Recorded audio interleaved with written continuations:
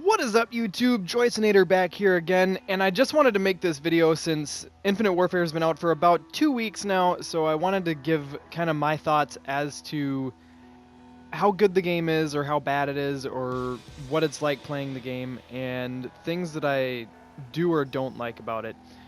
I know a lot of other people have been doing this, and I figured 2 weeks, especially with me not grinding this as hard as I have other Call of Duties, 2 weeks was probably a pretty fair timeline for me to get some actual information that I could give feedback based off of.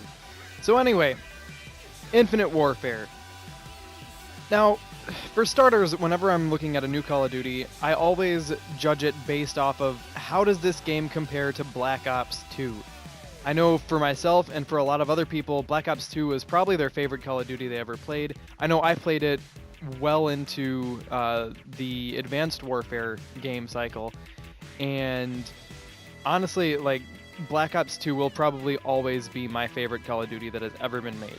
So for me to like compare a game to Black Ops 2 is a pretty big deal for me, and bear in mind that like anything I say in comparison to that game has a lot of weight carried along with it. With that said, this game is probably the best Call of Duty that they have made since Black Ops 2.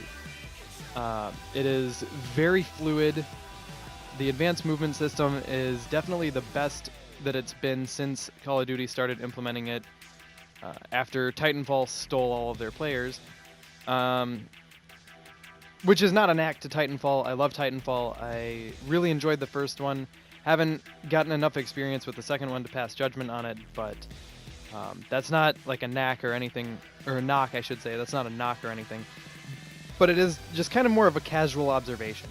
Now, the one thing that did surprise me, and you're seeing it on screen right now, was how hard it is to penetrate some of these walls that look like they should be pretty easy to penetrate. Granted, I haven't messed around with like FMJ or anything like that to see if I can get through some of these walls that I would have expected to get through in earlier Call of Duties, I guess. But that's not really like a big deal. It was just kind of a casual observation I was making.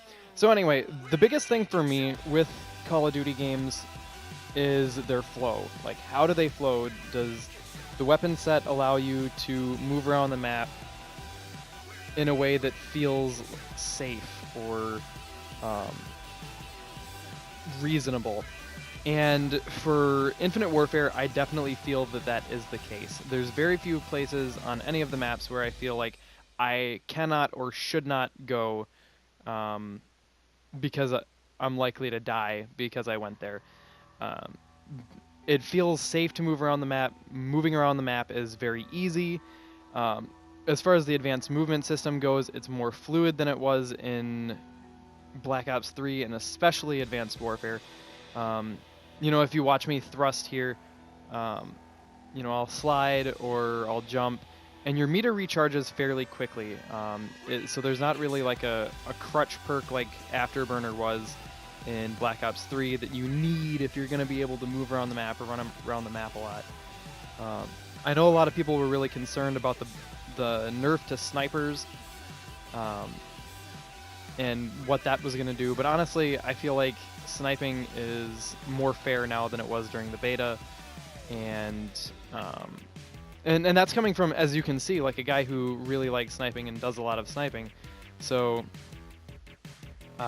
I feel like it was good, and that it really helped out the flow for the maps, because the weapon that shuts down lanes most noticeably is usually a sniper, and it can't quite do that as much now. It's still very good at it. The snipers in this game are very good, but it's not quite what it was before, like during the beta, which was one of my issues I had during the beta, and I'm really glad that they fixed it.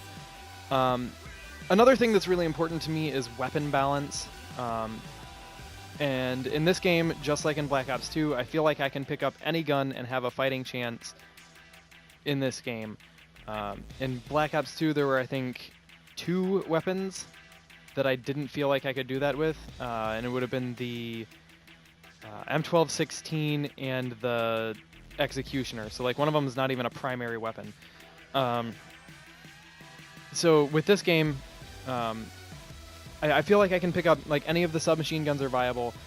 I haven't found any of the assault rifles to be, you know, game-breakingly bad or like I can't use them. I am seeing myself prefer subs usually in this game, but it's not like, you know, where it was in Black Ops 3 even, where the VMP was pretty much hands down the best submachine gun in the game.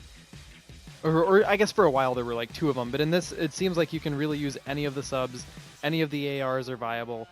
The LMGs don't feel overpowered or particularly weak. Like you kind of have to know what you're doing with them in order to use them effectively, which I feel is good. Like I feel like that's something that should be the case. The one big issue I have about my favorite Call of Duty, Black Ops 2, like, was that LMGs were way too overpowered, and that is not the case in this. Score streaks are usually not like a huge deal, but they're something that I do kind of pick at a little bit, and they are definitely very different in this game than other Call of Duties that I've liked. I'm still not quite sure what to make of some of them, but I know they did get a buff, and I haven't gotten to try out all of them as fully as I'd like to before I make an assessment on them. But I mean, I like them. They seem reasonable, and after the buffs in the following the beta, it does seem like they're a lot more worth earning than they used to be, which is good. I feel like, you know, if you put in the effort to earn score streaks in this game, you definitely should get the value that you're getting out of these streaks now from them. So other than that, you know, I guess I've covered map flow, weapon balance, all of the like big things for me. I guess there are a couple of nitpicky things that I have noticed so far.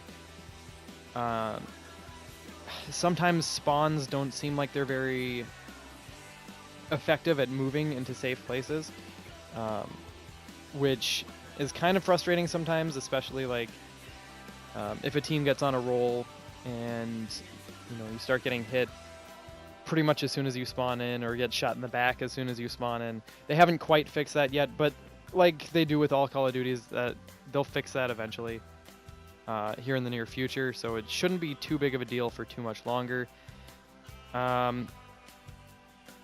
The whole domination thing, now I'm not really a big domination player. When I start playing Call of Duty games, I play Team Deathmatch to get used to the maps and get used to the flow and the weapon sets, and then I stick to more like the competitive game modes usually.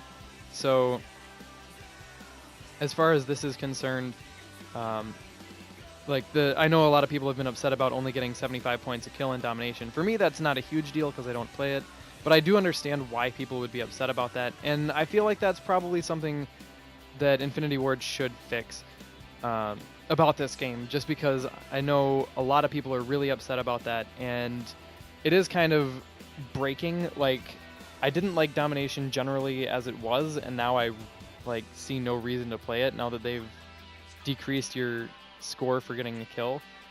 But I think that's really all I have to say bad about this game so far. Great game, probably the best since Black Ops 2, which is a lot coming from me, a big Black Ops 2 fan. I just want to say thank you to everyone who's watched. Leave me a comment below and let me know what you think of Infinite Warfare, if you've played it. If you haven't played it, please don't. But thank you so much for watching, and I will see you all in the next video. Peace out.